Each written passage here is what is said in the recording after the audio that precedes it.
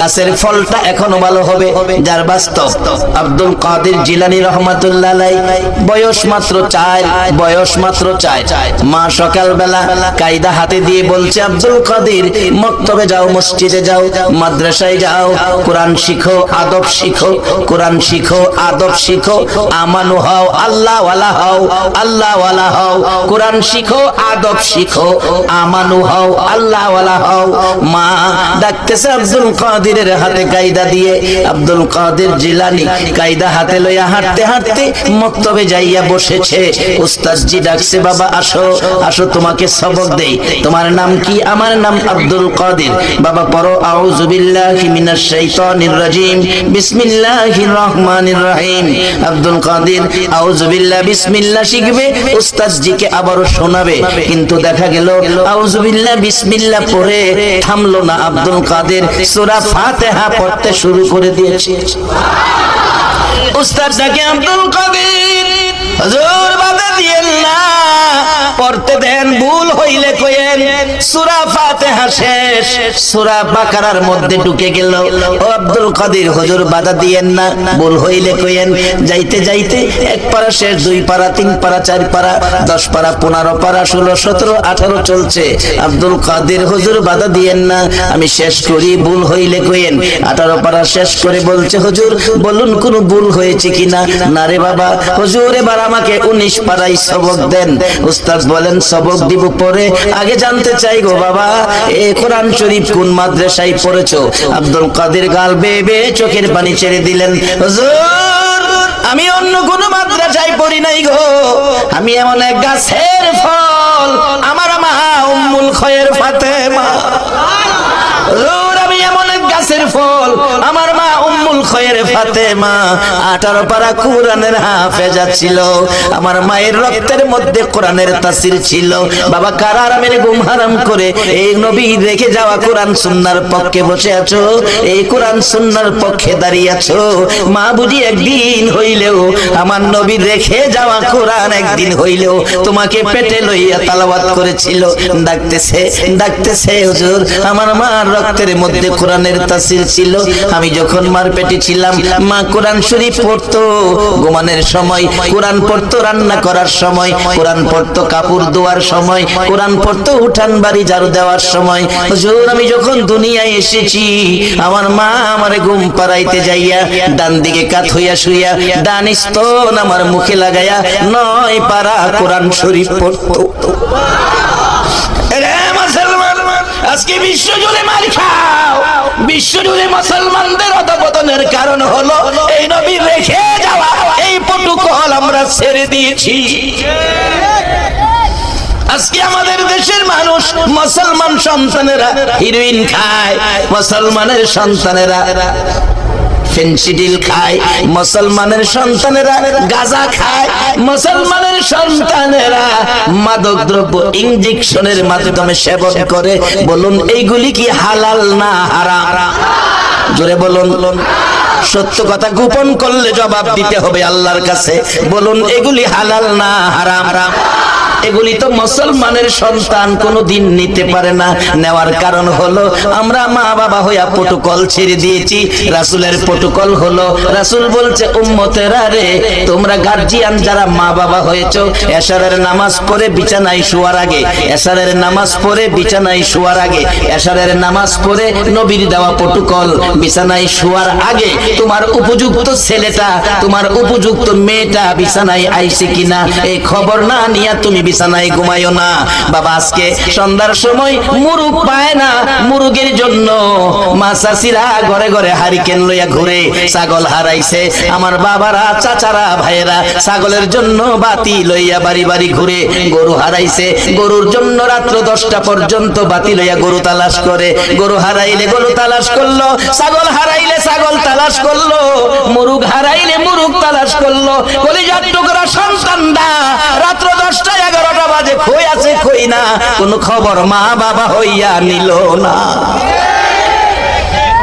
তাহলে কি মা বাবা মুরুগ গরু ছাগলের চাইতে কি সন্তানের দাম কমে গেল? উচিত ছিল সন্তান কোথায়, প্রটোকল বলছে এশারের নামাজ পড়ে তালাশ করো, কিন্তু মুরগ হারাইলে তালাশ করে, গরু হারাইলে তালাশ করে, ছাগল হারাইলে তালাশ করে। নবী কি কইছে এই কথার খবর নাই। এই জন্য কি মুসলমান শান্তিতে আছে না অশান্তিতে আছে? তাই শান্তি যদি নিতে চান প্রটোকলে আসেন, এই নবীর পক্ষে আসেন। বাজান একটু লম্বা হয়ে যাইতেছে, কষ্ট হইব আপনাদের।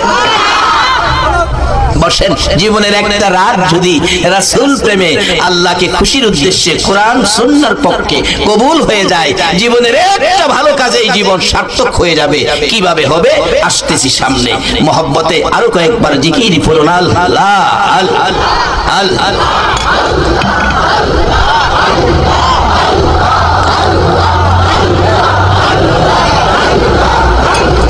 সবাই কয় না বাজান, গুনাহ মাফ হয়ে যাবে। আল্লাহ আল্লাহ আল্লাহ আল্লাহ আল্লাহ আল্লাহ লা ইলাহা ইল্লাল্লাহু মুহাম্মাদুর রাসূলুল্লাহ সাল্লাল্লাহু আলাইহি ওয়াসাল্লাম। বাজান প্রটোকলের কাবারের মধ্যে ঢুকে যান। মুসলমানদের গার্জিয়ান এখনো রয়ে গেছে। বলুন মুসলমানদের গার্জিয়ান কে? আসতে কইলেন যে আর আওয়াজ করে কোন বাবা, মনটা ভরে মহব্বতে একটা ডাক যদি আল্লাহর আরশে দিতে পারেন, হয়তো এই উসিলায় আল্লাহ আমাদেরকে মাফ করে দিবে। আরশ পর্যন্ত পৌঁছে দেওয়ার উদ্দেশ্যে অন্তর থেকে বলুন আমাদের গার্জিয়ান কে? আমার আল্লাহ নবীজির মাধ্যমে সব রাস্তা দিয়েছে। এই নবীকে পাঠাইয়া সব প্রটোকল আমাদেরকে বুঝিয়ে দিয়েছে। বলতেছিলাম প্রটোকলের মধ্যে কত শান্তি, কত বরকত। আব্দুল কাদের জিলানী বলছে, হুজুর আমার মা ডান স্তন আমার মুখে দিয়া 9 পারা কোরআন শরীফ পড়তো, আবার বাম দিকে কাত হইয়া বাম স্তন আমার মুখে লাগাইয়া 9 পারা কোরআন শরীফ পড়তো। এইভাবে 9 ডান দিকে 9 বাম দিকে 18 পারা কোরআন পড়ে পড়ে গো হুজুর আমার মা উম্মুল খয়ের ফাতেমা আমারে ঘুম পাড়াইতো।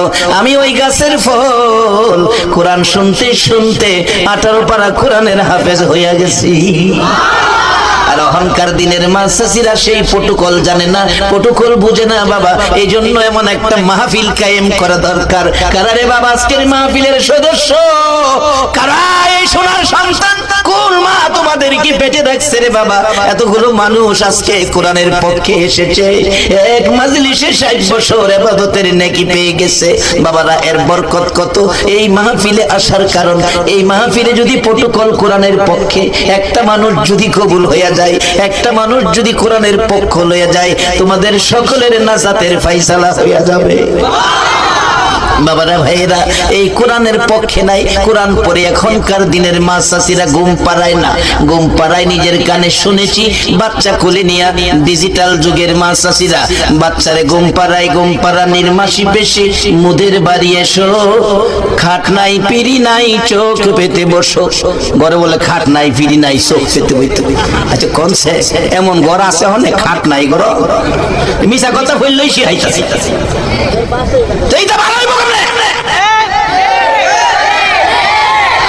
খাট নাই পিড়ি নাই চোখ পেতে বসো ঘুম পাতায়। কুকুর চোখে ঘুম নাই ঘুম দিয়া যায়, বাটা ভরে পান দিব গাল ভরে খাইও। কেমন খাওয়ানটা খাওয়াইতেছে দেখছি। আচ্ছা একটা সত্য কথা কইবেন, নপাড়াবাসী, নপাড়া তো আমাদের ভৈরব বেশি দূরের কথা না, এক বাসাই তো আমাদের। একটা সত্য কথা কইবেন, জীবনে কেউ দেখছেন বাটা বইরা পান দিলে গাল বইরা খাইয়া বাচ্চারে ঘুম পাড়ায়? কথাটা কি সত্য কইল না মিথ্যা কইল? এই সমস্ত মায়ের পোলা পানাইতো বড় হইলে বিয়াটা করাইলে মা বাবারও ভাড়াইয়া বাসা লইয়া না।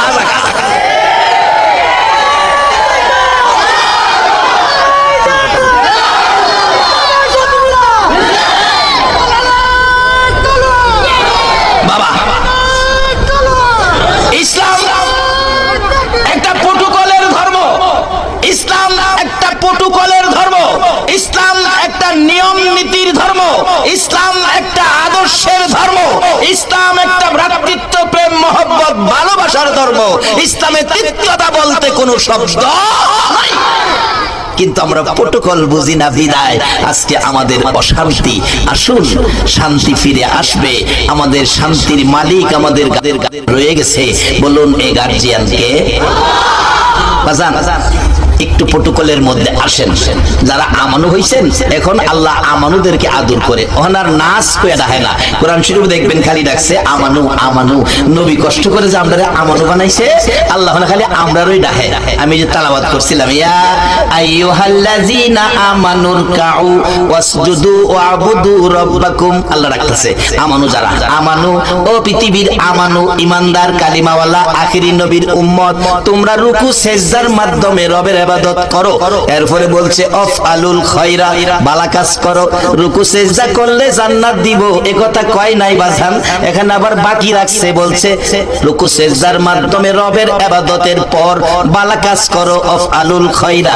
বাজান ভালো কাজের মধ্যে মা বাবারে দেশে ফালাইয়া ছেলেটা ঢাকা কইরা তাহে মা বাবার খবর নেয় না, এই কাজটা কি ভালো না খারাপ? বাবা গ্রামের বাড়িতে ছেলেটা মেট্রিক পরীক্ষা দিব, পরীক্ষার ফর্ম ফিলআপের সময় শেষ, আজকে সময় শেষ। ছেলের শিক্ষক বলছে তোমার টাকা আজকেও দিতে পারলা না, তোমাকে তো পরীক্ষা দেওয়ার সুযোগ দেওয়া যাবে না, তোমার জন্য আর একটু সুযোগ দিলাম, কালকে 11টার মধ্যে তোমার টাকা দিতে পারলে তাহলে পরীক্ষা দিতে পারবা, না হয় তুমি এবার পরীক্ষা থেকে পরীক্ষা দেওয়া সম্ভব নয়। ছেলেটা বাড়িতে আইসা দুইটা চোখের পানি ছাড়ে আর কান্দে। বাবা সামনে দাঁড়াইছে, কলিজার টুকরা সন্তান রে, বল রে বাবা কেন কান্দোস? প্রয়োজনে তোর জন্য রক্ত বিক্রি করব। কত বাবা সন্তানের মায়াই গো রক্ত বিক্রি করতে চাই। আজকে সেই সন্তানের মা বাবার সাথে বেঈমানি চলে যায়। রোগটা কোথায়, কারণটা কি বাজান? আসেন জান্নাতে যদি যাইতে চান প্রোটোকলের মধ্যে ঢুইকা যান। প্রোটোকল ছাড়া গায়ের জোরে টাকার জোরে বাবা জান্নাতে যাওয়া যাবে না। নিয়মের ভিতরে নিয়মের মধ্যে আমরা জান্নাতি। রাসূল বলেছেন মান ক্বালা লা ইলাহা ইল্লাল্লাহু ফাদাখালাল জান্নাহ, যারা এই কালিমা পড়েছেন আল্লাহর কসম আপনারা সবাই জান্নাতে যাবেন। আপনারা কি জান্নাতে যাইতে রাজি আছেন কিনা? না এই পৃথিবীতে থাকবেন? আচ্ছা যাওন গা লাগবো। এটা এমন এক দেশ, এদেশে আসার সিরিয়াল আছে, যাওয়ার সিরিয়াল নাই। যার বাস্তব আমার বাড়িতে আজ থেকে 14 বছর আগে আমরা 5টা ভাই, আমার বড় ভাই মারা গেছে, মা বাবা বেঁচে আছেন, আমরা বাকি 4 ভাই আছি। বড় ভাই মারা যাওয়ার পর বড় ছেলের সুগে সুগে আমার মা 6 মাসের মধ্যে স্ট্রোক করে মাও দুনিয়ার থেকে বিদায়। আমার বড় এক ভাই আছেন, আমি, তারপরে 2 ভাই। এই রমজানের আগে 5টা বাচ্চা ছোট ছোট, রমজানের আগে জমির দান কেটে বাড়িতে আনছে, অর্ধেক দান জমিতেই রয়েছে, বাড়িতে আনতে পারছে না, কুলাইতে পারে নাই। কালকে আনবে সিদ্ধান্ত, দান বিক্রি করব কি করব হিসাব কিতাব করছে। রাত্র এশারের নামাজ পড়ছে, চাটা খায় আইসা ঘুমাইছে। 11:30টার দিকে আমার ছোট ভাইয়ের ঘরে কান্নার আওয়াজ, বাচ্চাদের। দৌড়ায় গেলাম, যাইয়া দেখি বাচ্চাদের মুখে এতিমের নিশান। আমার ভাইটা চোখ বন্ধ করে আছে, তার বড় বাচ্চাটা বাবার গায়ে ধরে ধাক্কাইতেছে, বাবা কথা কও না, বাবা কথা কও। একবার ডাক দিলি 2-3 বার জবাব দিছো, আজকে কেন কথা কও না? আমি আমার ছোট্ট ভাইটা মাথায় হাত দিয়ে দেখি আমার ভাই দুনিয়ার থেকে বিদায় হয়ে গেছে। 12:30টা স্ট্রোক করে দুনিয়ার থেকে বিদায়। 5টা বাচ্চা ঘরের মধ্যে আজকে এটি। বাবারে যদি সিরিয়ালে যাওয়া হতো, আমার বড় আরেকজন আছে, আমি এরপরে এমন এক দেশে থাকি আসার সিরিয়াল আছে, যাওয়ার সিরিয়াল নাই। তাই বাবা বসে কবে কার ডাক আইসা যায় বলা যায় না। একটু প্রোটোকলের মধ্যে আসেন। আজকে আমাদের দেশের ইঞ্জিনিয়াররা দেখছি বিল্ডিং বানাইতেছে, বিল্ডিং এ লাগতো 20 টন রড, এটার মধ্যে 2 টন বাড়াইছে 22 টন। আমি জিজ্ঞাইলাম ইঞ্জিনিয়ার সাহেব পাশের বিল্ডিং 20 টন, এটা 22 টন কেন? হুজুর এখন জাহি মারে, জাহি চিনেন তো? জাহিটারে কি কয়? ভূমিকম্প। হুজুর এখন ভূমিকম্পের যুগ, রড বাড়াইতে বিল্ডিং বাঁচাইতে গেলে, বিল্ডিং বাঁচাইতে গেলে রড বাড়াইতে হইব। আমি গেলাম, ইঞ্জিনিয়ার সাহেব খুব খুশি হইলাম, বিল্ডিং বাঁচাইতে রড বাড়াইছেন, এবার বিল্ডিং এর মালিক বাঁচাইতে কি বাড়াইবেন? কোন আপনাদের কাছে দিলাম বিচারটা। বিল্ডিং বাসাইতে ইঞ্জিনিয়ার রড বাড়াইছে, বিল্ডিং এর মালিক বাসাইবার কোন জিনিস বাড়াইয়া দেওয়ার ক্ষমতা কোন ইঞ্জিনিয়ারের আছে কিনা? বাবা এই চিন্তা বললে আগিলা মুরব্বীরা কাঁদছে। ও মিচামিচি কাটাইলাম জিন্দেগি, বলুন মিচামিচি কাটাইলাম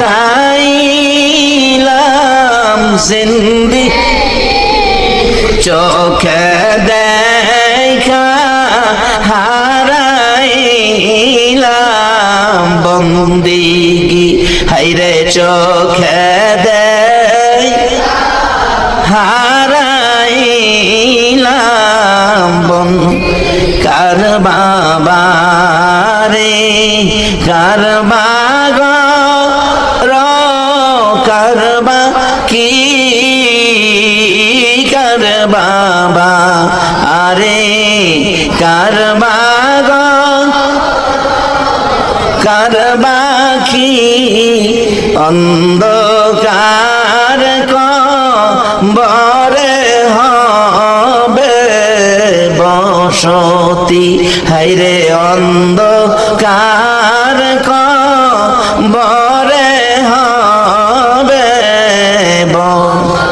এই দুনিয়া মুসাফির খানা জানো না, এই দুনিয়া মুসাফির খানা জানো, কত মানুষ আইল গেল রইল না, হাইরে কত মানুষ।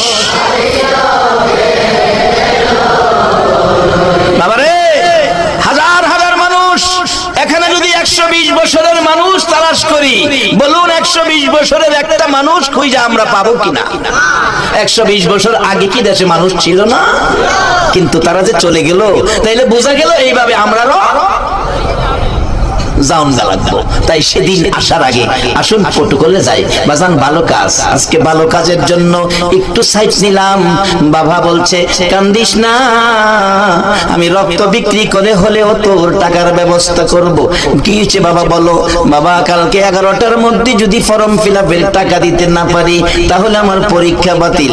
বাবা দেরি করে নাই, সকালবেলা ফজরের নামাজ পড়ে ঘরের মধ্যে সরিষা ছিল, 2 মণ সরিষা বস্তার মধ্যে ভরলো। ছোট সময়ের কথা বলছি, তখন তো রাস্তাঘাট এমন ছিল না, রিক্সা ছিল না, সিএনজি অটো ছিল না। অবশেষে বাবা 2 মণ সরিষার বস্তা গো মাথায় লইয়া বাবা বাজারে দৌড় মারছে। 1 ঘন্টার রাস্তা বাবা 2 মণ সরিষা মাথায় লইয়া রে সন্তানের মায়ায় বাবা 1 ঘন্টার রাস্তা হাঁটতে হাঁটতে বাজারে যাইয়া নামাইলে 2 মণ সরিষার বস্তা মাথার থেকে নামাইলে বাবার গার আধা ঘন্টা বাঁকা হইয়া রইছে। এই কষ্ট করে বাবার ওষুধ, এই কষ্ট করে সরিষা বিক্রি করে বাড়িতে আইসে দৌড়াইয়া 11টার আগে টাকা স্কুলে পৌঁছতে হবে, এই টাকা দিয়ে দিল।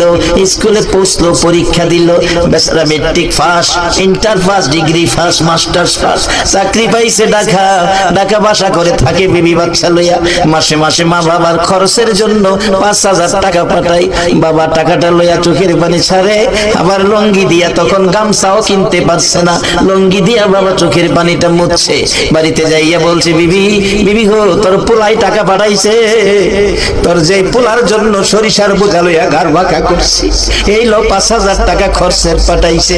মা টাকা হাতে লইয়া কান্দে, বাবা গো তোমার টাকার জন্য পাগল ছিলাম না, তুমি মাসে মাসে 5,000 টাকা পাঠাও খরচের জন্য, টাকা না পাঠাইয়া তুমি যদি মাসে মাসে একটা বার বাড়িতে আইয়া আমি মারে মা কইয়া ডাক মারতে রে বাবা, তোর বাবারে যদি বাবা কইয়া ডাক দিতে তোর বাবার জীবনের সব কষ্ট ভুইলা যাইতো। যারা মা বাবারে ফালাইয়া ঢাকা পড়ে হইছো, মা বাবার খবর নিলা না। অথচ কি শিক্ষা দিয়েছে নবী রাসূল, কি শিক্ষা দিয়েছে নবী রাসূল। বাবারা, আমার নবীর জীবনী খুলুন। আমার নবী 25 বছর বয়স, খাদিজার বাড়িতে রাখাল, খাদিজার বাড়িতে রাখালের চাকরি নিবে। নবীজির চাচা, আপন চাচা আবু তালিব সঙ্গে। চাচা ডাকতেছে, ভাতিজা, এই মরুভূমির রোদ্রে রাখালের চাকরি তোমাকে দিব না। জীবনে একটা দিন বাবা কইয়া ডাকলা না। হে বাবা, হারা ব্যথা তোমার অন্তরে গো বাবা। 6 বছর বয়সে মা হারাইছো, মার ব্যথা তোমার অন্তরে।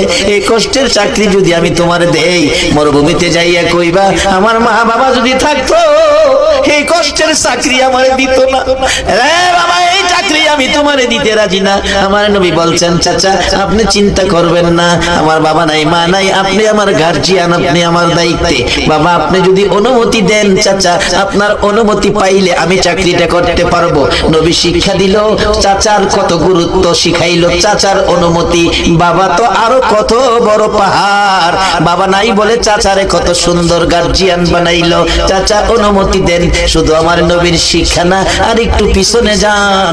হযরতে ইব্রাহিম আলাইহিস সালামের জীবনী। ইসমাইল আলাইহিস সালাম থাকে মক্কায়, ইব্রাহিম আলাইহিস সালাম থাকে সিরিয়ায়। ডাকছে ইসমাইল বিয়ে করে, বাবা বিয়ে করেছি, চিঠি লিখছে, ছেলের বউটা দেখা যান। ইব্রাহিম আলাইহিস সালাম বুড়া মানুষ, খুশি। মরুভূমির পথ অতিক্রম করে সিরিয়া থেকে মক্কায় পৌঁছলেন। মক্কায় পৌঁছলেন, দরজায় দাঁড়াইয়া, গেটে দাঁড়াইয়া ডাকছে, ইসমাইল বাড়িতে আছো? ইসমাইল, ইসমাইল বাড়িতে আছো? বউটা জবাব দিল, কে তুমি? এত বড় দুঃসাহস, আমার স্বামীর নাম নিয়ে ডাকো। মক্কার জমিনে কেউ আমার স্বামীর নাম নিয়ে ডাকে না। ইব্রাহিম আলাইহিস সালাম কয়, আশ্চর্য হলাম, আমার ছেলে আমি নাম নিয়ে ডাকবো? আমার কয়, আমার বলে দুঃসাহস। বলুন, ছেলে যত বড় সাপই হোক না কেন, বাবা কি সন্তানের সাপ কইয়া ডাকবো নি? ইব্রাহিম ডাকে, তুমি কে গো? আমি ইসমাইলের স্ত্রী। ইসমাইল কই বাড়িতে নাই, কখন আসবে বলতে পারি না। ইসমাইলের স্ত্রী, আমি তো মুসাফির, বহু দূর থেকে আসছি, বুড়া মানুষ, আমি ক্লান্ত পিপাসিত, দরজাটা খোলো, আমি একটু ঘরে বসি, আমি একটু পানি পান করি, আমি একটু রেস্ট করি। বিবি বলছেন, না, পুরুষ ঘরে নাই, দরজা খোলা যাবে না। ইব্রাহিম আলাইহিস সালাম কষ্ট পাইলেন, ছেলের বাড়িতে আইসা দরজা খুললো না। ছেলের বউ চলে গেলাম, বৌমা ইসমাইল আসলে বইল ঘরের চৌকাঠ ভালো না গো, আমি চলে গেলাম ইসমাইলের কাছে খবরটা দিও দিমনে। চলে গেলেন ইব্রাহিম। তখন তো মোবাইল ছিল না, যোগাযোগের এমন সুবিধা ছিল না। কিছুক্ষণের মধ্যে ইসমাইল আলাইহিস সালাম বাড়ির গেটে আয়েশা ডাকতেছে, বিবি গো বল আমার বাড়িতে কোনো মুসাফির মেহমান আসছিল কিনা? বিবি বলেন, কেমনে জানো? কোনোদিন তো এই প্রশ্ন করো নাই।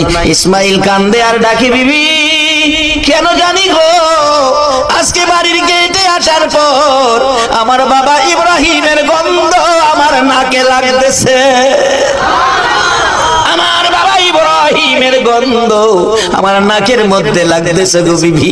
আমার বাবার কণ্ঠে ইসমাইল ইসমাইল ডাক আমার কানের মধ্যে ঢুকতেছে গো বিবি। সত্য করে কোনো মুসাফির মেহমান আসছিল কিনা? বিবি বলেন, আসছিল একটা মুসাফির বহু দূর থেকে, তোমার নাম লয়া লয়া ডাকে, এই লোকটারে আমি ঘরে আসতে দেই নাই। ইসমাইল চোখের পানি ছেড়ে দিল, বিবি সর্বনাশ করছস, যিনি আমার নাম লয়া ডাকছে গো ইনি আমার বাবা ইব্রাহিম ছাড়া কেউ না। বাবারা, মা হারাইলাম 14 বছর হইছে, 1 বছর হইছে বাবা হারাইছি। যে রুমে বাবা থাকতো, বিবিরে বলে রাখছি রুমের দরজাটা বন্ধ করো না। রাত্র 2টা 1টা 2:30 বাড়িতে যাইয়া বাবার রুমে ঢুকি, কোনো দিন দেখি বাবা সজাগ আছে, বাবার চেহারার দিকে তাকিয়ে থাকি। আমার নবী বলেছে, উম্মতেরা রে, যেখানেই যাও, যেখান থেকে আসো, মা বাবার রুমে আগে যাইও, মা বাবার চেহারার দিকে মায়ার নজরে তাকাইও। আমি রাসূল বলে গেলাম, যতবার মা বাবার চেহারার দিকে মায়ার নজরে তাকাবি রে উম্মতেরা, ততটা কবুল হজের নেকি তোমার আমল নামায় পেয়ে যাইবা। বাবার দিকে তাকিয়ে থাকতাম, কোনো দিন বাবার সজাগ পাইতাম। সজাগ পাইলে বাবা জিগাইতো, আজকে কই গেছিলে, কই গেছিলে, কই গেছিলে? কেউ তো আমারে কই গেছিলে তুই শব্দটা কেউ আজকে আমারে কয় না পৃথিবীতে, কিন্তু আমার একটা মানুষ ছিল কই গেছিলে কইয়া ডাকতো। এই মধুর ডাকের চাবি যেন তালা মারা হইয়া গেছে। ইসমাইল ডাকছে বিবি, আমার বাবা ইব্রাহিম সারা তুই কইয়া নাম লইয়া ইসমাইল কইয়া তো আর কেউ ডাকবে না। বাবারে আসতে দিলে না, বাবারে কষ্ট দিছস, বল বাবা কিছু বলছি কিনা। বাবা বলছে ঘরের চৌকাটটা ভালো না বদলাইতে। ইসমাইল আলাইহিস সালাম বলেন, আমার বাবা বলেছে চৌকাট না গো বিবি, তোর ব্যবহার ভালো না, যাও তুমি যাও। বাবাকে খুশি করার জন্য চৌকাট বদলাইছে বাবা, এই জন্য ভালো স্ত্রীকে বদলায়েন না। এটা কিন্তু ইসলাম না, ইসলাম না। ইসলাম বলছে স্ত্রীকে মায়া করতে হবে। বৈরব থেকে একটা মেয়ে আপনাদের নোয়াপাড়ার বউ হয়ে আসছে, সাথে কাউরে আনে নাই, বংশের কাউরে আনে নাই, একেবারে অসহায় মহিলাটা আপনার ভালোবাসায় আপনার বাড়িতে বউ হয়ে আসছে। এটারে মাইরেন না, এটারে কষ্ট দুঃখ দিয়েন না, ছোটখাটো অপরাধ ক্ষমা করে দিয়েন। রাসূল বলেছে তোমার আমলে জিহাদের নেকি দেওয়া হবে, কিন্তু মা বাবার সাথে বেয়াদবির সার দেওয়া যাবে না। এখানে সার নাই। আমার এক বন্ধু বলেন, দোস্ত বাসর রাত্রে স্ত্রীর সাথে বলে কত কথা কয়। আমার জীবনের বাসর রাত্রের ঘটনা শুনবে? আমি কি বাসর রাত্রের ঘটনা তো কেউ কারোর লগে কয় না, কয় না আমি তোর লগে কমু, কারণ কাজে লাগবো, তুই তো বক্তা মানুষ, ওয়াজ করস, এটা কইলে কামে লাগবো। তাহলে আমি সিদ্ধান্ত নিছি বাসর রাত্রে বিবির সাথে। আমার প্রথম কথাটা ছিল, বিবি তোমার সাথে আমার প্রথম কথা হলো, আমার সকলের বিরুদ্ধে আমার কাছে অভিযোগ দিতে পারবা, কিন্তু আমার গর্ভধারিণী মা আর মাথার ঘাম পায়ে ফেলাইয়া যেই বাবা মুখের খাবার আমার মুখে দিয়া লালন পালন করেছে, এই মা বাবার বিরুদ্ধে কোনো কমপ্লেইন আমার কানে দিতে পারবা না। এই প্রথম কথা ছিল। আজকে যারা বিয়ে করো নাই তোমরা এই ওয়াজটা বাড়িতে নিবা, আর যারা বিয়ে করেছেন যদি মা বাবা থাকে আজকে গিয়া বুঝাইয়া বলবেন, মাইরেন না বাবা। অন্ত বাঙালি মাই শুরু করে, ইসলামে বিবিরে মারবেন, ইসলামে নাই, যত পারেন আদর করবেন। আর যদি মারার কাজ করে এই ফেজের উপর মারবেন না, মুখটার উপরে হাত তুললেন না, ফিডের মধ্যে মাইরেন আস্তে করে, যেমন ব্যথা না পা। এটা ইসলাম। এ ওয়াজে মনে মহিলারা খুশি হইব, কি খাবে মাঝে মাঝে খুন লাগে এলো কিছু। এটা ইসলামিক হয়েছে, আমি তো হুনে এনে দিছি। আর মহিলাদেরও হিসাব করে চলা উচিত, কি খান। আমার নবী স্ত্রীর সাথে কি ব্যবহার করেছে শিক্ষা দিচ্ছে। নবী সারাদিন বাড়ি বাড়ি ঘুরে বিকাল বেলা আসছে, নবী খিদায় ক্ষুধার্ত, একেবারে খিদায় কাতর। আয়েশা মা আয়েশা সিদ্দিকার হুজরায় ঢুকলেন, আয়েশা খাবারের কিছু আছে? জি হুজুর আছে, বসুন। আমার নবী বসলে প্লেট একটা সামনে রাইখা একটা খেজুর নবীর সামনে রাখছে, একটা খেজুর সামনে দিলে কি বোঝা যায় আরো কি ঘরে খেজুর আছে কিনা? একটা খেজুর ঘরে আছে, একটা খেজুর সামনে। আমার নবী ভাবলেন পেটে খুব খিদা, খেজুর একটা, এক গ্লাস পানি সামনে, এখন একটা খেজুর হয়তো আর খেজুর নাই, আমি যদি পুরাটা খাই তাহলে আয়েশা না খায়া থাকবে। আমার নবী খেজুরটাকে, একটা খেজুরকে দুই ভাগ করলেন, অর্ধেক খেজুর নবী খায়া, অর্ধেক খেজুর মা আয়েশার জন্য রাইখা পানি খায়া চলে গেলেন। মা আয়েশা ভাবলেন আমি তো বাড়িতে থাকি, কষ্ট করি না, আমার নবী মানুষের ঘরের দুয়ারে দুয়ারে সারাদিন ঘুরে, আবার যদি রাত্রে আমার ঘরে আসে গো, নবী যদি খাবার চায়, খাবার যদি না দিতে পারি, ও মা মেয়ে লোকেরা, নবীর বিবি আয়েশা সিদ্দিকার স্বামীকে কত ভালোবাসতেন, এই ভালোবাসা যদি তোমার মধ্যে স্বামীর প্রতি আয়েশা যায়, মা আয়েশার সাথে তোমার হাসর নসিব হইয়া যাইব। মা আয়েশা সিদ্দিকা অর্ধেক খেজুর খাইলেন না, রেখে দিলেন রাত্রে গভীর। নবী আয়েশা ডাকে, আয়েশা দরজা খুলো, দরজা খুলে দিলেন। আয়েশা রে পেটে খিদা, খাবারের কিছু আছে কিনা? হুজুর আছে, বসুন। প্লেট সামনে রাইখা একটা খেজুর অর্ধেক ছিল, অর্ধেকটা খেজুর সামনে দিয়া মা আয়েশা এক গ্লাস পানি পাশে দিয়া দাঁড়াই আছে। আমার নবী খেজুরের দিকে তাকায়, আবার আয়েশার দিকে তাকায়, নবীজি গাল বেয়ে বেয়ে চোখের পানি ছাড়ছে। রে আয়েশা অর্ধেক অর্ধেক খেজুর তোমার জন্য রেখেছিলাম, তুমি কি খাও নাই রে আয়েশা? মা আয়েশা বলেন, ইয়া রাসূলুল্লাহ, আপনি উম্মতের মায়ায় বাড়ি বাড়ি ঘুরেন, কষ্ট করেন গো নবী, আমি আয়েশা ঘরে থাকি না খাইয়া কষ্ট করলেও আমার কোনো অসুবিধা হবে না। ইয়া রাসূলুল্লাহ, খান গো নবী, আপনি খাইয়া পানি খাইয়া ঘুমান, না হয় আপনার চোখে ঘুম আসবে না। নিজে না খাইয়া স্বামীরে খাওয়াইতো, এই শিক্ষা দিল ইসলাম। আর স্বামীকে বলেছে স্ত্রীর গায়ে হাত দিবা না, স্ত্রীকে আদর করো, ছোটখাটো অপরাধ ক্ষমা করে দাও, তোমার আমলে জিহাদের নেকি দাও। বাবারা ভাইরা শুন, এবার ইসমাইল আলাইহিস সালাম চৌকাট বদলাই আবার চিঠি লিখছে, বাবা চৌকাট বদলাইছি, আসেন। সিরিয়া থেকে রওনা হলেন, এবারে চৌকাট দেখবে। বিবি সাহেরা সামনে দাঁড়াইছে, স্বামী কই যান?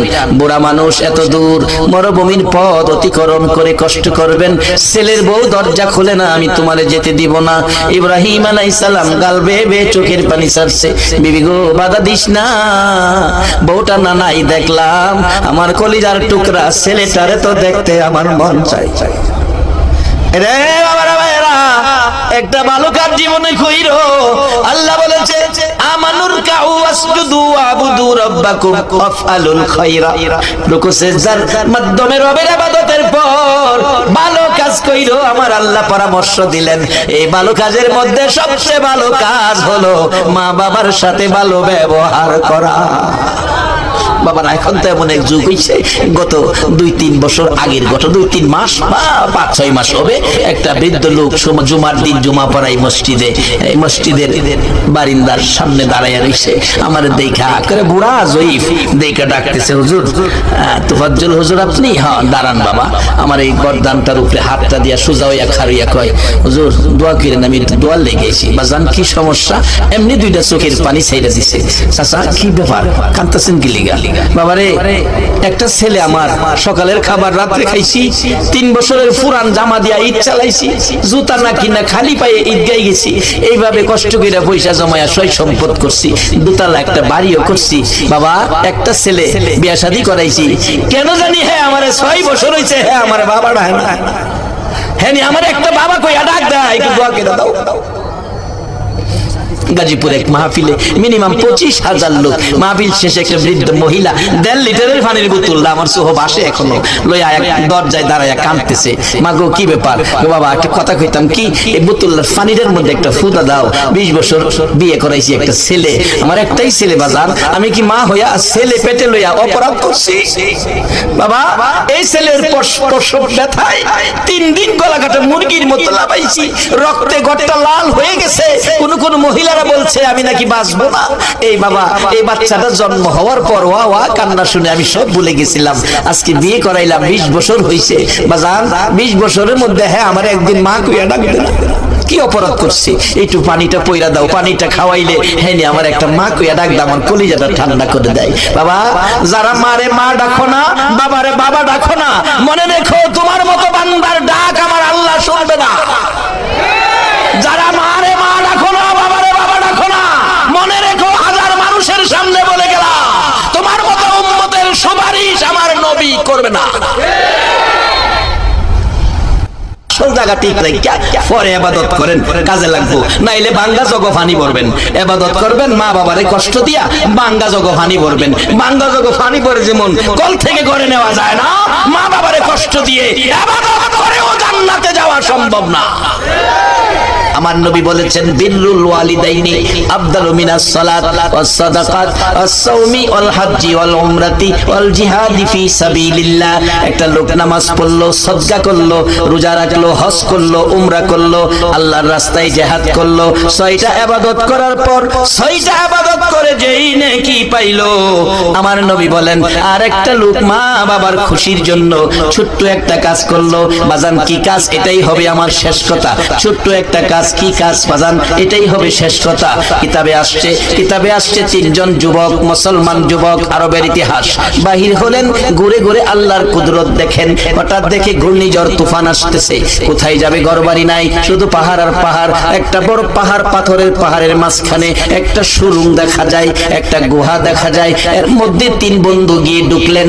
তিন বন্ধু ঢোকার পর উপর থেকে ভীষণ তুফান, বড় একটা পাথরের খণ্ড তুফানে ছুটাইয়া দিলে গড়ায় গড়াইয়া আস্তে আস্তে এই গুহার মুখের মধ্যে আইসা পড়ে গেছে। গুহার মুখের মধ্যে আইসা পড়ে গেছে। আনুমানিক তুফান শেষ হইছে মনে করে তিন বন্ধু ধাক্কাইতেছে খোলার জন্য। তিন বন্ধু ধাক্কায়, তিনজন কেন 30 জনে ধাক্কাইলেও পাথর সরানো যাবে না। তিন বন্ধু গুহার মধ্যে বৈশা চিন্তা করে, এখন তো মোবাইল নাই, কার কাছে মোবাইল করব, কে আমাদেরকে বিপদ থেকে উদ্ধার করব। তিনজনে মিলে পরামর্শ সিদ্ধান্তে পৌঁছলেন, চলো আল্লাহর কাছে কই। আল্লাহর কাছে বলবে, কি দেখাইয়া কইবি রে, জীবনের কোনো ভালো কাজ থাকলে আল্লাহরে দেখাইতে পারবি। একটা যুবক বলছে, আমার জীবনে একটা ভালো কাজ আছে। কি ভালো কাজ? আমার ফ্যামিলিতে আইন করেছিলাম রান্না বাড়া হইলে আগে আমার মা বাবা খাইবো, পরে আমরা খাইবো। এই আইনটা যদি আল্লাহর কাছে পছন্দ হয়ে থাকে, রে বন্ধুরা, রাত্রে বাড়ি গিয়া দেখি বিবি বাচ্চা বসে আছে, মা বাবা ঘুমিয়ে আছে, বাচ্চাগুলো কাঁদতেছে। জিজ্ঞেস করলাম, ওই যুবক বলতেছে, বিবি গো, বাচ্চাগুলো কাঁদে কেন? তুমি না আইন করেছো মা বাবা আগে খাবে, আজকে সন্ধ্যার সময় মা বাবা ঘুমাইয়া গেছে, খায় নাই, এই জন্য অপেক্ষায় আছি, বাচ্চাদেরকে খাবার দেই নাই, মা বাবা ঘুম থেকে উঠে খাবে, তারপরে বাচ্চারা খাবে, আমি খাবো, তুমি খাইবা। যুবক বলে, বন্ধুরা রে, আমি অপেক্ষায় বসে গেলাম। বসে থাকতে থাকতে সারাটা রাত পার হইয়া গেল, মা বাবা ঘুম থেকে উঠে না, আমরাও খাই না, বাচ্চারা কাঁদতেছে। ফজরের আজান পড়ে গেছে, মা বাবা ঘুম থেকে উঠেছে, ডাকতেছে, কি হলো, তোমরা বসে আছো কেন? মা গো, বাবা গো, তোমরা খাইলে আমরা খাবো, এই জন্য বসে আছি। তোমার নাতি নাত করে না খাইয়া কাঁদতেছে। মা বাবা খুশি হলেন। বাবা, এই মা বাবা খুশি হইয়া হাত বাড়াইয়া ডাকে, আল্লাহ গো, কেমন কলিজার টুকরা সন্তান পাইলাম, সারাটা রাত বসে রইলো, আমরা খাই না বিদায় খাইলো না, আমরা খুশি, তুমি আল্লাহ খুশি হও। এই মা বাবার সাথে ভালো ব্যবহার করা বলুন দরকার আছে কিনা? বাবা, কেন ভালো ব্যবহার করবেন না? এটাই হবে আমার শেষ কথা। ছোট্ট কালে, আজ থেকে 40 বছর আগের কথা বলছি, তখন গ্রামের মানুষ গরিব অবস্থায় ছিল, এখন তো অবস্থা ভালো হয়ে গেছে। বাড়ি 10 বাড়ি 15 বাড়ি মিললেও একটা কুরবানির গরু পাওয়া গেছে না। বড় বড় গরু যদি কেউ আনছে, ছোট সময় গিয়ে লাইন ধরে গিয়ে দেখছি, গরু দেখছি, কত সুন্দর গরু। এই গরু দেখে আইসা কত গরিব সন্তানেরা মার কাছে বলছে, মাগো, এমন একটা গরু যদি বাবা আনতো, কুরবানি দিত, আমরা গোশত খাইতাম। বাবা শুই না, ঈদের দিন সকাল বেলা চোখের পানি ছেড়ে দিছে, কুরবানির গরু কিনবো কোত্থেকে, চাউল কিনার পয়সা নাই। নামাজ শেষ করে এসে বাবা ডাকতেছে, বিবিরে, বিবি গো, একটা ব্যাগ দে। ব্যাগ লইয়া বাবা একবারে শহরের কিনারে চলে গেছে। মিল ফ্যাক্টরির আশেপাশে যারা বড় বড় গরু কুরবানি দেয়, তাদের বাড়ির কাছাকাছি গিয়ে ঘরের দুয়ারে দাঁড়ায়া এতিমের মতো হাত বাড়াইয়া ডাকছে, রে ভাই, 2টা টুকরা গোশত দে, আমার সন্তানরা খাবে। বাবা সারাদিন ব্যাগ লইয়া ঘরে ঘরে ঘুরে 5-7 কেজি গোশত লইয়া বাড়িতে আইসা বলছে, বিবি রান্না কর, এই গোশত আমার নিজ হাতে সন্তানের খাওয়াইবো। মা আমেনা বলেন, যেদিন আমার শিশু নবী দুনিয়ায় আসবে, রাত্র 3টার দিকে আব্দুল মুত্তালিব বলেন, খবর পাইলাম আকাশে আমার নাতি হবে রে, নাম হবে মুহাম্মাদুর রাসূল। এই খবরটা পাই আব্দুল মুত্তালিব একটা চিৎকার মারছে, আমার নাতি হইছে রে।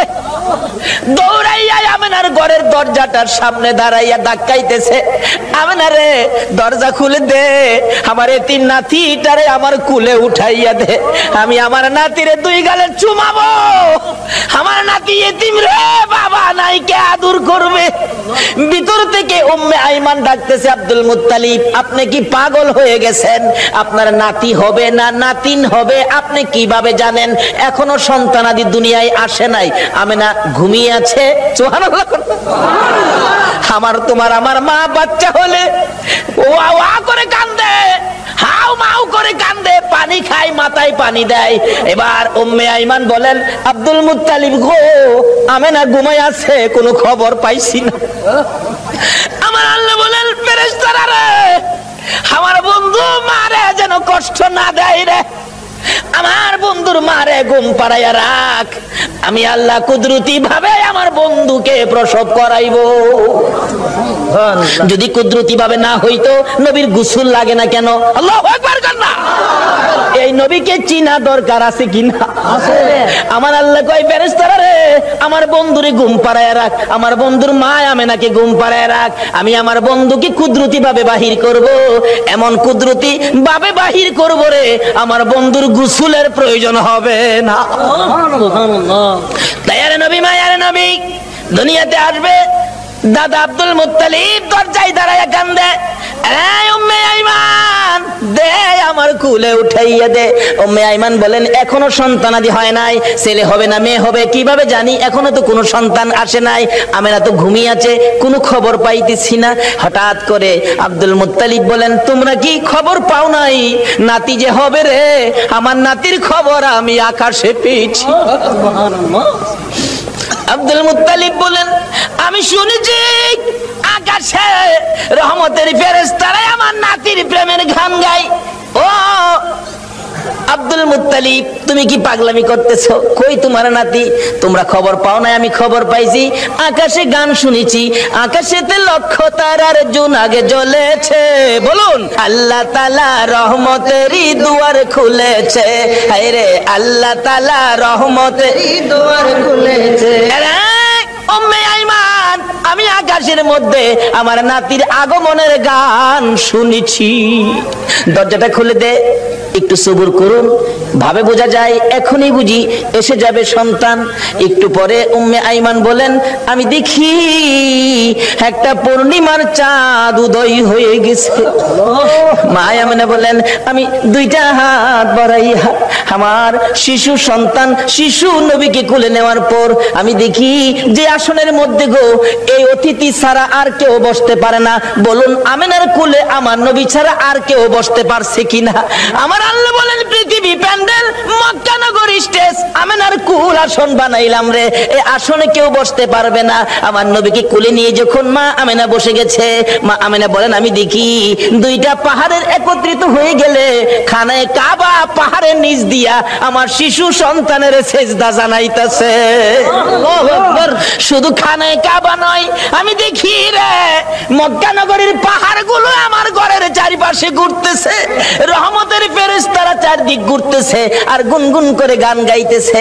তোরা দেখি যা আমিনা মায়ের কোলে, তোরা দেখি যা আমিনা মায়ের কোলে, এলো আল্লাহর হাবিব 12 রবিউলে, এলো আল্লাহর হাবিব 12 রবিউলে, তোরা দেখি যা আমিনা মায়ের কোলে, তোরা দেখি যা আমিনা মায়ের কোলে।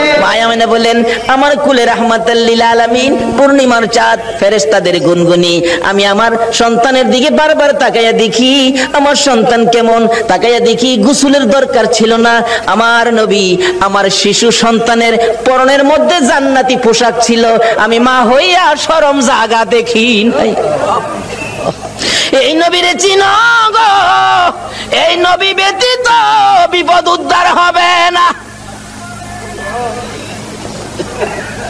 মা আমেনা বলেন, কুলের মধ্যে নিয়ে বসে থাকি, আমার প্রাণ ঠান্ডা হয়ে যায়।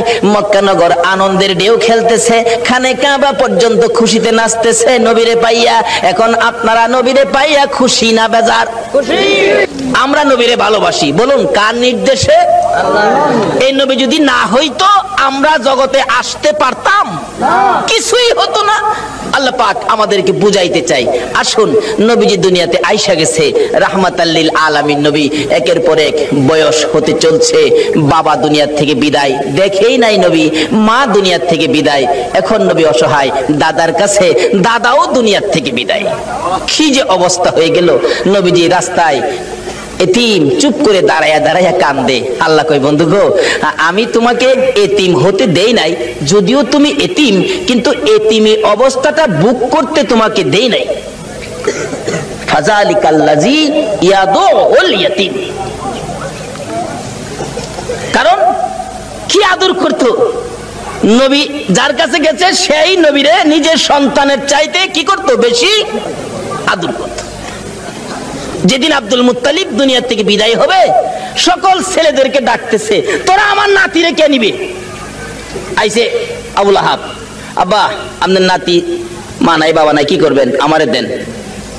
নবীজির দাদা কয়, আবুল আহাব রে, তোরে দিতাম না, আমার এই নাতির কদর তুই বুঝতে না। তাহলে বোঝা গেল আগেও একটা বাঘ আসিন, নবীরে চিনেন না মানুষ, কেডা আগে থেকেই বাঘ হইছে। আবুল আহাব তুই আমার নাতির ইজ্জত বুঝতে না। আইছে আমির হামজা, কনা তুমিও না। এভাবে সবাই আইছে, কেউ দিল না, সবাই শেষে আইছে নবীজির আপন চাচা আবু তালিব। আবু তালিব পাশে দাঁড়ায়, আব্বা সবারই তো ফেরত দিলেন, আপনার নাতি দিলেন না, অনকে আপনার নাতি কি আপনি কবর লয়ে যাবেন? নাইলে আমারে দেন, আমি লালন পালন করব। একটা চিৎকার মারছে আব্দুল মুত্তালিব, চোখের পানিগুলি জর্জর করে ছেড়ে দিছে। আবু তালিব অপেক্ষায় ছিলাম রে, কোন সময় তুই হাত বাড়াবি। আমি জানি আমার এতিম নাতির কদর তুই ছাড়া কেউ বুঝবে না। এখন নবীর উম্মত হইলে মাফ করবে নাকি না হইলে? নবীর উম্মত কিভাবে হওয়া যায় এটা বুঝা দরকার আছে কিনা? আসুন আগে বাড়ি। আমার নবী খালি চুপচাপ বসে থাকে। দাদা ডাকতেছে, আব্দুল মুত্তালিব কেনিবি? নবীর আপন চাচা আবু তালিব হাত বাড়াইছে, দেন।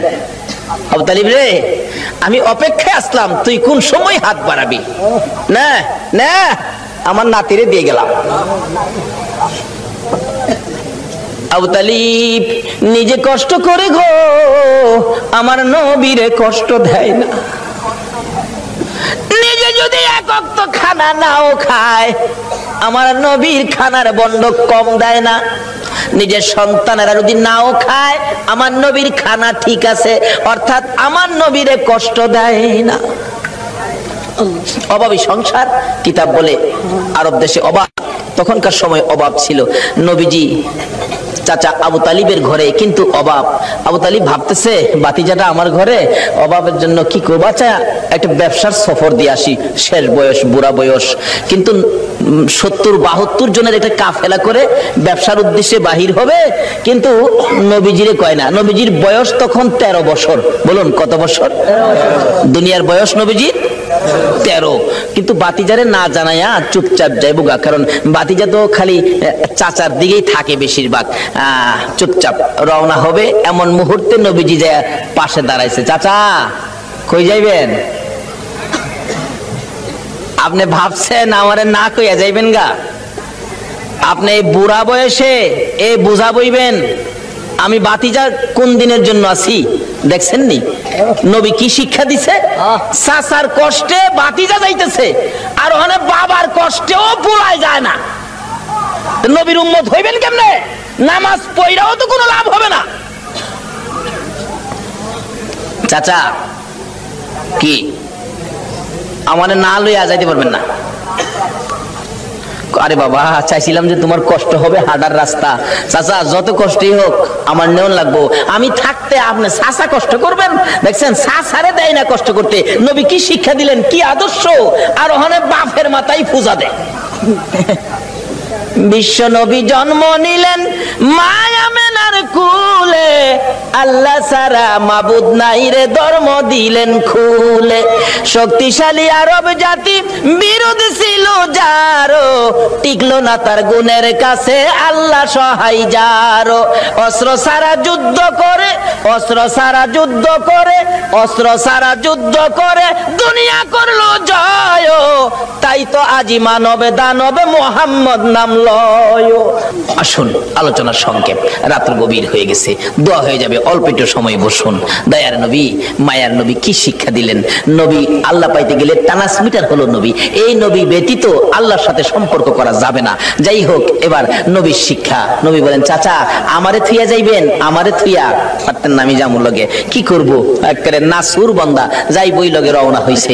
যাইতে যাইতে যাইতে যাইতে ওদিক দিয়া বহিরা নামে এক পাদ্রী তাওরাত জাবুর ইনজিল কিতাবে পাইছে। 13 বছর বয়সে আখিরি নবী, সুবহানাল্লাহ কন্যা। 13 বছর বয়সে আখিরি নবী চাচা আবু তালিবের সঙ্গী হইয়া এই পথে ব্যবসার কাফেলার সাথে আসবে। এই তাওরাত জাবুর ইঞ্জিলের মধ্যে খবর পায়া এই পাদ্রী রাস্তার কিনারে মুসাফির খানা করছে। মুসাফির খানা কইরা কোন মুসাফির আইলেই ডাইকা নিয়া নিয়া খাওয়া গিয়ে দেহে কিতাবটা লয়ে যা। আখিরি নবী এরকম নমুনা, এরকম আকৃতি, বাবার নাম এই, মার নাম এই, চাচার সাথে আইব, এই বয়স 13 বছর বয়সে। নাই তো, হ্যাঁ তো নাই, দেখা যা খাওয়ায় বিদায় দে। পাদ্রী এইভাবে খাওয়াইতে খাওয়াইতে সারা সম্পত্তি শেষ করে ফেলছে। রাত্রে বসে বসে কান্দে, আকাশের মালিক আমার কি মনের আশা পুরা হবে না, সব শেষ করে দিলাম আখিরি নবীরে দেখবার জন্য। সুবহানাল্লাহ কন্যা। পাদ্রী হইয়া নবীর জন্য পাগল গো, উম্মত হইয়া নবীর পাগল হইলাম না। তাওরাত জাবুর ইঞ্জিল কিতাব ম্যাপ লইয়া বসে আছে। হঠাৎ শেষ বয়স, বুড়া হয়ে গেছে, সেই সম্পত্তি শেষ, গরিব হয়ে গেছে, খালি কান্দে কবে আসবে আমার মনের আশা কি পুরা হবে না। হঠাৎ দেখে আবু তালিবের কাফেলা আসতেছে। ওই তার বাড়ির পাশে গাছতলায় ক্লান্ত হয়ে বসছে।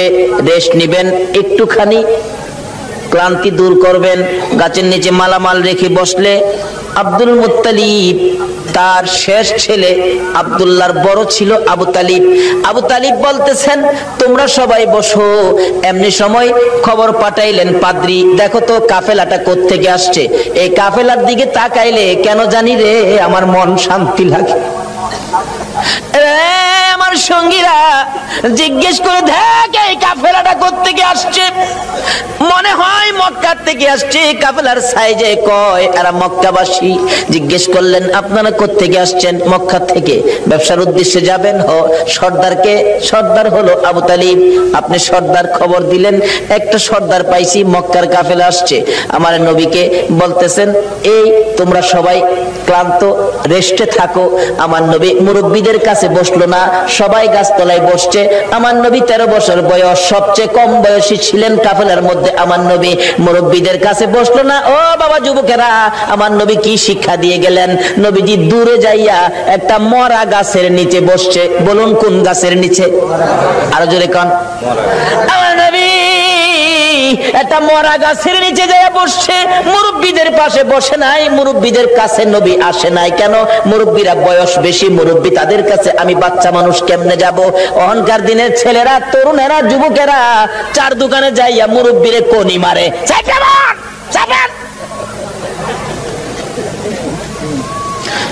নবীর উম্মত কিভাবে হইবা গো? আমার নবী কি শিক্ষা দেয় 13 বছর বয়সে? মুরব্বীদের সাথে বসে নাই, মরা গাছের নিচে বসছে। বলুন কোন গাছের নিচে বসছে? মরা গাছের নিচে আমার নবী বসে আছে। একটু পরে মরা গাছ কান্দে, মাবুদ রে তোমার বন্ধু দি আমার বাড়িতে আসছে। যে নবী পাইয়া মরা গাছ কান্দে। আল্লাহু আকবার কান্দা। আমরা জীবিত হইয়া কি করলাম? মৃত ঘাস কাঁদতেছে, প্রভু গো ও আমার আল্লাহ, তোমার বন্ধু দি আমার বাড়িতে, আমি যে মৃত, আমার প্রাণ নাই। বিশ্বাস হয়নি মরা গাছ যে কান্দে? বিশ্বাস হয়নি? তাহলে মদিনায় যান, হজ করতে যারা গিয়েছেন, একটা জায়গার নাম লেখা আছে উস্তুনে হান্নানা। আমার নবী যেদিন মসজিদে নববী পাকা ছিল না, একটা খেজুর গাছের মধ্যে হেলান দিয়ে খুতবা দিতেন। যেদিন মিম্বর পাকা হয়েছে গো, ওই শুকনা খেজুরের গাছ উঠায় ফেলাইয়া দিলে আমার নবী খুতবা দিবে। আমার নবী শুনে কে যেন এতিমের মতো কান্দে। রাসূল বলেন সাহাবীরা রে দেখ কে কান্দে, আমার বড় মায়া লাগে রে। সাহাবীরা খুঁজে দেখে কেউ কান্দে না। না, আমার কানে আওয়াজ আসতেছে। একজন সাহাবী বলেন হুজুর শুকনা মরা খেজুরের গাছ কান্দে। খেজুরের গাছটুকুন আমার নবীর সামনে হাজির করে দিলে আমার নবী ডাকতেছে, এরে উস্তুনে হান্নানা, তুমি তো মৃত, শুকনা, তুমি কাঁদতেছো, কি দুঃখ, কি ব্যাপার?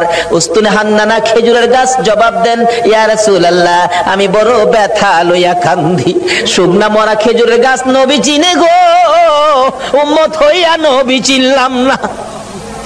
সাহাবীরা আশ্চর্য হয়ে যায়, ইয়া রাসূলুল্লাহ, শুকনা মরা খেজুরের গাছ কিভাবে কান্দে? দেখো তোমরা শুনো, এই শুকনা মরা মৃত খেজুরের গাছ আমি নবীর প্রেম আর ভালোবাসায় কান্দে। কেন কান্দো? হুজুর কান্দি মনে বড় দুঃখ। কি দুঃখ? আজকে মিম্বর পাকা হওয়াতে আমি খেজুরের গাছ আপনি নবীর কাছ থেকে দূরে সরে গেলাম। হুজুর আপনার বিরহর আগুন সইতে পারি না, হুজুর গো আর সইতে পারি না। আমার নবী দুইটা হাত বাড়াইলেন, ও খেজুরের গাছ শোন, আমি তোমার জন্য দোয়া করে দেই, তুমি আর কান্দো না। আমি নবী যদি দোয়া করে দেই, তুমি একটা জীবিত খেজুরের গাছ হইয়া যাইবা। সুবহানাল্লাহ। বলুন আমার নবীর দোয়ায় মৃত গাছ জীবিত হইবে কিনা? আমার নবী ডাকতেছে, রে উস্তুনে হান্নানা, আমি নবী দোয়া করে দিলে তুই মৃত একটা জীবিত খেজুরের গাছ হয়ে যাবি। উস্তুনে হান্নানা কয়, না এই দোয়া চাই না। তাহলে শুন, দোয়া চাই না এই কথা কইস না, আমি দোয়া করে দিলে কিয়ামত পর্যন্ত হায়াত পাইবি। এই দোয়া চাই না। শুন, ওহু করিস না, তোর মধ্যে খেজুর থাকবে 12 মাস, খেজুর কমবে না। এই দোয়া চাই না। রে উস্তুনে হান্নানা, আমি নবী বরকতের দোয়া করে দিব, তোর খেজুরের গাছ থেকে কিয়ামত পর্যন্ত সমস্ত পৃথিবীর উম্মতেরা খেজুর খাইব রে। আমি নবীর দুয়ার বরকতের খেজুর কমবে না। উস্তুনে হান্নানা বলে, হুজুর না না, আমি এই দোয়া চাই না। তাহলে তুমি কি দোয়া চাও তোমার মুখ থেকে শুনি। উস্তুনে হান্নানা কান্দে, হুজুর আপনি নবী যেই জান্নাতে থাকবেন, আপনি নবী যেই বিছানাটাই শুইবেন, ওই জান্নাতের পাশে আমি একটা খেজুর গাছ হইয়া আমি সব সময় আপনি নবীরে দেখতে চাই। খেজুর গাছ হইয়া নবী দেখতে চাই। নবীর পাগল হয়, উম্মত হইয়া নবীর পাগল হইতে পারলাম না। দয়ার নবী, মায়ার নবীর প্রেমের ভালোবাসায় নবীজি মৃত গাছের নিচে বসলে মৃত গাছ কাঁদতেছে, প্রভু গো আমার প্রাণ দাও না, তোমার বন্ধুরে খেদমত করব। সঙ্গে সঙ্গে মৃত গাছ জীবিত হইয়া যায়। গাছে ডাকতেছে, প্রভু গো আমার মধ্যে ফুল দাও, পাতালতা দাও। পাতালতা বেরিয়ে গেছে, হুজুর আমার মধ্যে ফল দাও। আমার আল্লাহ ফল দিয়ে দিলেন। ডাকতেছে গাছ, হুজুর মৃত ছিলাম, আপনার প্রেমে জীবিত হলাম। যে নবীর প্রেমে মৃত গাছ জীবিত হয়, এ নবীর ভালোবাসায় কি পুরস্কার পাওয়া যাবে কিনা? কর ডাকতেছে, হুজুর আপনার প্রেম ভালোবাসায় জীবিত হলাম, ফলের ব্যবস্থা করলাম। হুজুর ফল খান। হুজুর আমি আপনার খেদমতে হাজির হলাম, ফল খান। খাই হুজুর আমার জন্য আরো বরকতের দোয়া করুন। এদিক দিয়ে ঘটনা চলছে, ওদিক দিয়ে পাদ্রী ডাকতেছে, নিয়ে আসো মক্কার কাফেলা নিয়ে আসো। এখন মালামাল পাহারা দেওয়ার জন্য দিয়ে গেলেন নবী রাহমাতাল লিল আলামিন। বাবা মোহাম্মদ, তুমি মালের পাহারায় থাকো, কারণ তুমি আলামিন, তুমি সত্যবাদী, তোমাকে সবাই বিশ্বাস করে, তুমি থাকো, আমরা যাই। পাদ্রী ডাক দিছে, ঘরের ভিতরে বসাইছে, সবাই বসেন, খানার ব্যবস্থা করেন। পাদ্রী কিতাবটা নিয়ে আইছে, তোমরা কি মক্কার কাফেলা? হ্যাঁ। মক্কার কাফেলা? হ্যাঁ। কতজন তোমরা? 72 জন। এখানে কতজন? 71 জন। আরেকজন কই? আরেকজন মাল পাহারা দেয়। আচ্ছা তোমরা দাঁড়াও, খানা দিও না, খানা দিও না, রাখো। এই কাফেলার প্রধান কে? দাঁড়াইছে আবু তালিব, আমি প্রধান। তোমাদের সাথে আরো কেউ বাকি আছে? হ্যাঁ, আমার একটা ছেলে আছে, আমার ছেলেটা মাল পাহারা দেয়। তোমার ছেলের নাম কি? আমার ছেলের নাম মোহাম্মদ। পাদ্রী দুইটা চোখের পানি জর্জর করে ছেড়ে দিছে। আবু তালিব রে, কই রে তোর মোহাম্মদ? যতক্ষণ পর্যন্ত তোমার মোহাম্মদকে সামনে হাজির না করবা, ততক্ষণ পর্যন্ত তোমাদেরকে খানা দেওয়া হবে না। এমনি করে একজনকে পাঠাইলে, আমার নবীকে যখন নিয়ে আসলেন, ঘরের দরজার কাছাকাছি আসতেছে, এবার পাদ্রী দেখতেছে আমার নবীর মাথার উপর আকাশের মেঘের টুকরা ছায়া দিতেছে। একটা চিৎকার মারছে, মাউত পাইছি গো, আখিরি নবী পাইছি, আয় বাবা ঘরের ভিতরে আয়। ডাকতেছে, ও আবু তালিব সত্য করে কও, ছেলেটা তোমার কি হয়? আমার ছেলে হয়। রে আবু তালিব মিথ্যা কথা কইস না রে, তাওরাত জাবুর ইনজিল কিতাবে পাইছি তোমার ছেলে না, তোমার ভাতিজা। আল্লাহু আকবার, আল্লাহু আকবার। রে আবু তালিব তাওরাত জাবুর ইনজিল কিতাবে পাইছি আখিরি নবী 13 বছর বয়সে চাচার সঙ্গী হইয়া এই পথে আসবে। রে আবু তালিব, তোমার ছেলে না, ইনি তোমার ভাতিজা রে। কিতাবে পাইছি তার বাবার নাম হবে আব্দুল্লাহ, মায়ের নাম হবে আমেনা। মিথ্যা কথা কইস না ও আবু তালিব, এটা আখিরি নবী হবে রে, তোর ভাতিজা আখিরি নবী হবে। সামনে বাড়িস না, আখিরি নবীর দুশমন এই দেশের মধ্যে বহু আছে। পাদ্রী বলতেছেন এই দেশে বহু আখিরি নবীর দুশমন আছে, যদি খবর পায় টের পায় তোর ভাতিজাকে মেরে ফেলবে। রে আবু তালিব, দেরি করিস না, তোদের মালামাল আমার এই বাজারে বিক্রি করে তাড়াতাড়ি মক্কা ফিরা যা।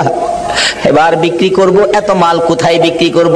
মাল আছে 1000 মন, কাস্টমার তো নাই 10 জন, এই মাল আমি কার কাছে বিক্রি করব? পাদ্রী বলেন আবু তালিব রে, কাস্টমার খুঁজিস না, বিক্রি শুরু করে দে। আবু তালিব বলেন ওই পাদ্রীর কথাই ভাতিজার জন্য মাল বিক্রি শুরু করে দিলাম। বিক্রির সাথে সাথে এমন কাস্টমার নামলো গো, কিছুক্ষণের মধ্যে সারা মাল বিক্রি হয়ে গেছে।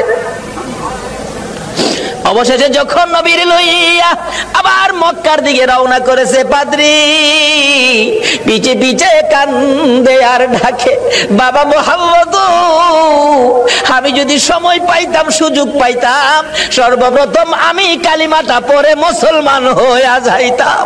যত দূর পর্যন্ত আমার নবীরে দেখা যায়, পাদ্রী রাস্তার মধ্যে এতিমের মতো তাকাইয়া কান্দে। আজকে পাদ্রী হইয়া, খ্রিস্টান হইয়া আমার নবীর চিনলো, আমরা নবীর উম্মত হইয়া নবী চিনলাম না। বলতেছিলাম আবু তালিব বাড়িতে যাইয়া ভাতিজাকে ঘরের মধ্যে নিয়ে বসাইয়া হিসাব করতেছেন ব্যবসা কেমন হলো। আবু তালিব বলেন আজকের এই সফরের মধ্যে এই নবীর বরকতে এত ব্যবসা হয়েছে, জীবনে আর কোনো দিন এত ব্যবসা হয় নাই। বলতেছিলাম এই নবীকে চিনতে পারলে শান্তি হবে, এই নবীকে চিনে নামাজে গেলে নামাজ কবুল হবে, এই নবীর পক্ষে যায় আল্লাহর কাছে হাত বাড়াইলে আমার আল্লাহ ডাক কবুল করবে, কোনো বিপদ থাকবে না, কোনো জাই ঝামেলা থাকবে না, অশান্তি থাকবে না। দলাদলি করবেন না, নবীর পক্ষে আসুন, নবীর পক্ষ ছাড়া আর কোনো পক্ষ যাইবেন